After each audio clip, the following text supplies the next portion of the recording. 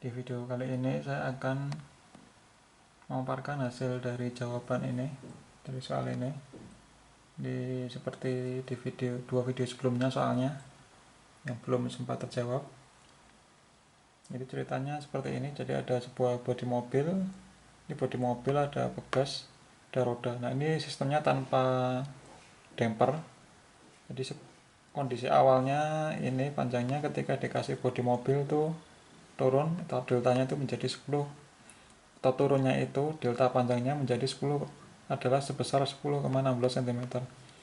Jadi ini penurunan dari pegasnya, pemendekannya itu perubahannya adalah 10,16 cm, tertekan sebesar 10,16 cm.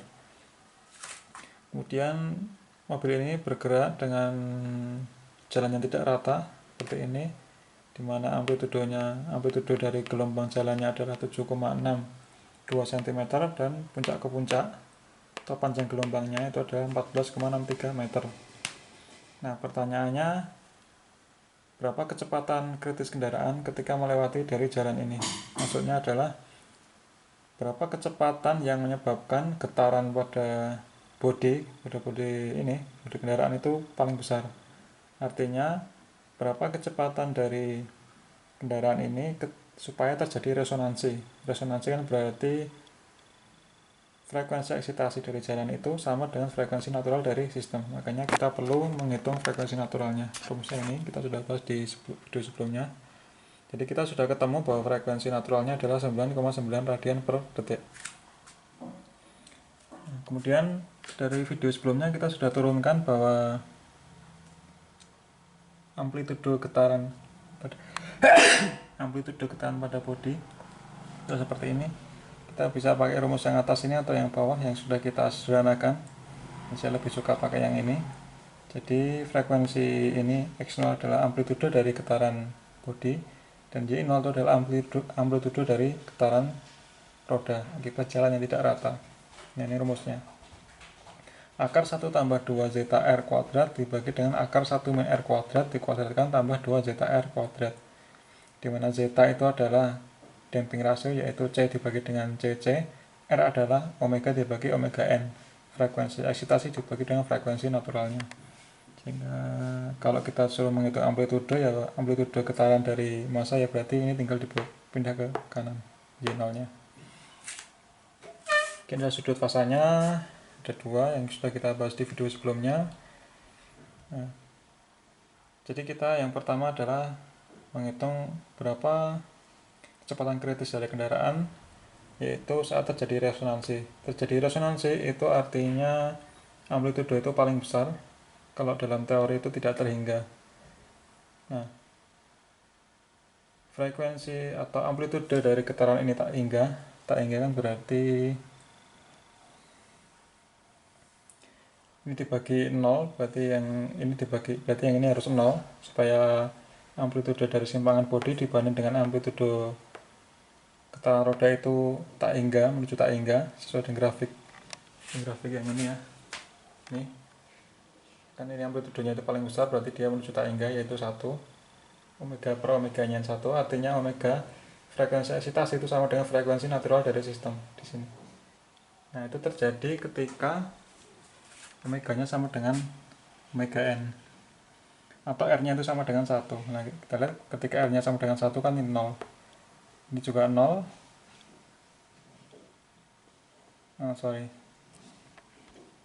Ketika R nya 1, kasusnya ini adalah tanpa damping, berarti zeta nya 0. Ketika zeta nya 0 berarti dan R nya 1 itu adalah kondisi yang ekstrim, yaitu yang resonansi. Berarti ini 0, ini 0, ini 0. Berarti 1 dibagi 0 kan tak hingga.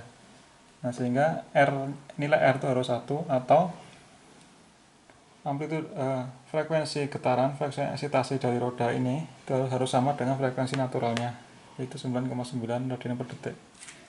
Nah, sekarang bagaimana cara menghitung frekuensi eksitasi, yaitu frekuensi dari Y-nya ini berdasarkan dari kecepatan gerak kendaraan. Nah, ini saya gambar lagi gelombang jalannya. Kemudian ini anggap aja ini jarak dari puncak ke puncak itu adalah lambda atau jaraknya. jarak atau lambdanya panjang gelombangnya, kemudian jarak ini ditempuh dalam waktu T. Jadi waktu untuk menempuh satu gelombang ini dibutuhkan waktu T.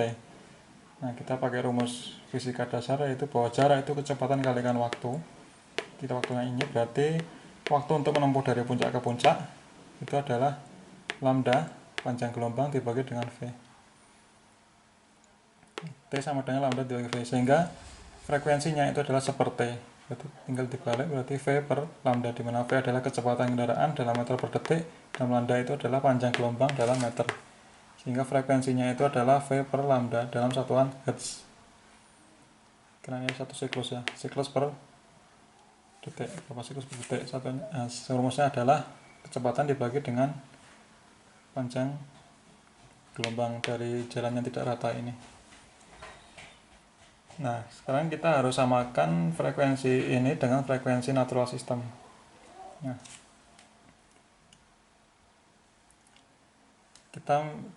kita mendingan ini kita jadikan Hertz aja, nanti kita bandingkan dengan Hertz-nya ini. Jadi omega n-nya itu adalah 2πfn. Omega n kita sudah ketahui 9,9 radian per detik sama dengan 2πfn, sehingga Fn frekuensi naturalnya itu adalah 1,5764 Hz.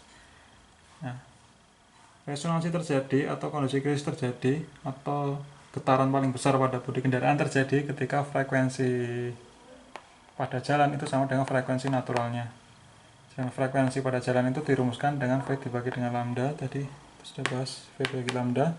Kita samakan dengan ini 1,5764, sehingga kecepatannya itu adalah, hati-hati dengan satuan, kilometer per detik, jadikan kilometer per jam adalah 83 km per jam. Jadi ketika kendaraan itu melaju dengan kecepatan 83 km per jam, itu getarannya yang terjadi adalah maksimal atau terjadi resonansi. Ini adalah kecepatan kritisnya. Oke, sekarang terjawab kecepatan kritis. Sekarang yang kedua adalah berapa amplitude getaran pada mobil ketika bergerak dengan kecepatan 64,4 km per jam. Oke, kita hitung yang itu. Amplitude getaran bodi kendaraan, berarti yang kita cari adalah X0 nya, karena tadi adalah amplitude getaran dari bodi adalah X0, sedangkan amplitude dari simpangan eksitasi dari roda adalah Y0 dari jalan. Nah, yang kita cari adalah X0 nya. Y0 nya kita sudah tahu 7,62 kali 10⁻²meter. Ini amplitude ini sudah kita tahu 7,62 cm, kita jadikan meter sehingga menjadi ini. Nah, karena kita sudah tahu ini kecepatan kendaraan, kemudian kita bisa hitung frekuensi eksitasinya, yaitu V per lambda. Ini V jadikan meter per detik dibagi dengan lambda, ya ketemu 1,22 Hz. Lambdanya sama yang kayak tadi ya, ini profil jalannya adalah lambda 14,63. Oke, setelah itu kita masukkan, kita jadikan radian per detik, frekuensinya 2pi kalikan F, ini di sini jadi 7,68 radian per detik. Nah, kita sudah tahu omega, kita sudah tahu omega n.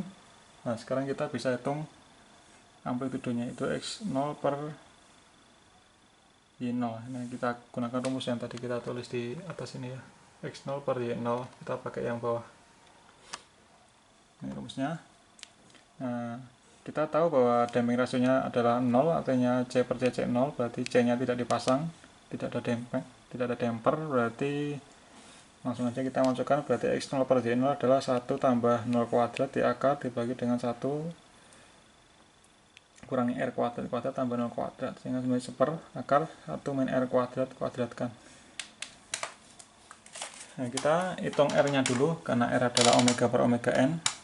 Hitung omega nya itu adalah tadi 7,68, omega n nya adalah 9,9 dari sini tuh. Nah, sehingga R nya itu adalah 0,776, sehingga X0 per Y0 itu menjadi seper 1 kurangi R kuadrat. Karena R nya itu kurang dari 1, sehingga nilainya ini positif dikuadratkan, kemudian diakar, sehingga menjadi tetap yang hasilnya positif dikuadratkan, di akar, berarti kuadratnya hilang kan, jadi 1/1/R², sehingga ini tinggal dimasukkan, sehingga X0 per Y0 2,5. X0 nya kita tinggal pindah ke sini, 2,5 kalikan Y0 nya. Y0 nya kita sudah diketahui yaitu 7,62 cm. Jadi amplitudo atau puncaknya ini, itu kan puncaknya ini 7,62 cm dari seimbangnya. Tinggal masukkan, berarti 7,62 kali 10⁻², sehingga amplitudo getaran dari bodi kendaraan ketika bergerak dengan kecepatan 64,4 km/jam itu adalah 19 cm. Nah, ini lebih besar dibanding dengan amplitudo simpangannya, yaitu amplitudo dari jalannya yaitu hanya 7,62 cm, sedangkan simpangannya yang terjadi pada bodi adalah 19 cm. Nah, ini karena kalau kita lihat R nya itu mendekati 1 ya, 0,776. Kalau R nya 1 kan persis di frekuensi naturalnya, resonansi. Kalau ini mendekati resonansi sehingga juga tinggi. Kemudian berapa sudut fasanya, kita sekaligus kita hitung sudut fasanya. Nah, sudut fasanya rumusnya ini kita ambil dari yang atas tadi, itu yang bawah ya, yang P sama dengan tan R ke setengah dari 2 zeta R pangkat 3 dan seterusnya. Kita masukkan zetanya 0, jadi 0 dibagi 1 min R².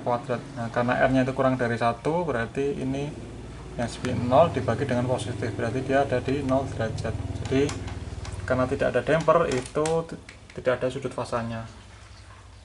Dengan demikian, kalau kita tulis dalam persamaannya tadi ya, Y nya itu kan Y0 sin omega T, kemudian X nya kan X0 sin omega T min P. Nah, karena P nya itu 0, berarti Y nya Y0 tadi kita sudah tahu 7,62 kali 10⁻²,